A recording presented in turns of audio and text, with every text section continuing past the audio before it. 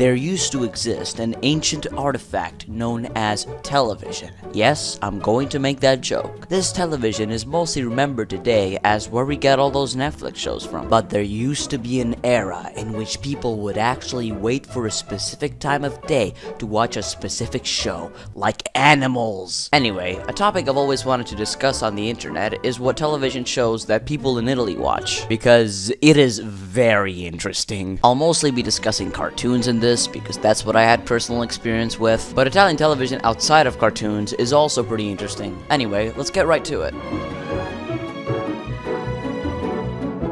So first of all, let's talk exclusively about cartoons. The first thing you need to know is that we don't like producing cartoons. And the few ones we actually have produced are both critically panned, but still running to this day. I guess they're just undersupplied. So most of our cartoons are imported and dubbed mainly from 3 nations, those being America, France, and of course, Japan. Yeah, anime is a really big hit in Italy. Like, we've been doing this since the 70s. We have at least 2 generations of weebs. Yeah, we consume more anime than any other Western nation, including America. But one of the biggest parts of dubbing is translating the theme song, and that's where things get a little problematic. So that's why not only do we custom compose new show intros for these imported anime, we also dub them and have singers' careers based on it. And not only that, we're praised for what a good job we do at it. We've aired a lot of anime, mostly Pokemon and Sailor Moon, but those are on Sky. Who's gonna pay for Sky when you have Mediaset?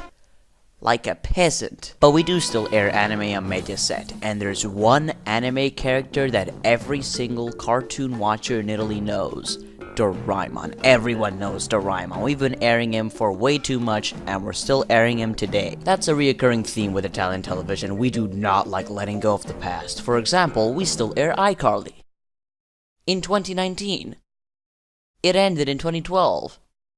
It's been 7 years. Okay, remember when I mentioned we get cartoons from America, France, and Japan? Well, let's talk about France. French cartoons are interesting because most of them we don't actually have to dub. This is because we get our French cartoons from a company called Exelam, and most of their voice acting consists of grunting noises. While of course there are some exceptions, this makes this whole dubbing thing much easier. You can have a cartoon, make it in France, only change the titles for each region, and spread it all over Europe. In terms of America, we mostly air Cartoon Network and Nickelodeon shows. Some examples of popular shows are Gumball and SpongeBob. We do air some less desirable shows, but apart from that, it's mostly anime. Yeah, no wonder we allied in World War II. Okay, now let's talk about shows that aren't cartoons. For example, the long-running obsession with Schneider shows. Shows such as Zoe 101, iCarly, Victorious, Sam and Cat, Henry Danger, and Game Shakers are all made by one guy, Dan Schneider, and reruns of these are very frequent due to the fact that we're just kind of obsessed with them. It's like how in Brazil they still sell Master Systems, like Sega Master Systems from the 1980s. And then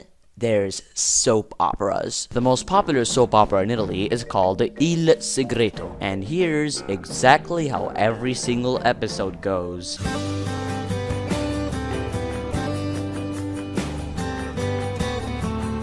Oh, Consuela, how is the pregnancy going? Oh, it's going pretty well, Eduardo.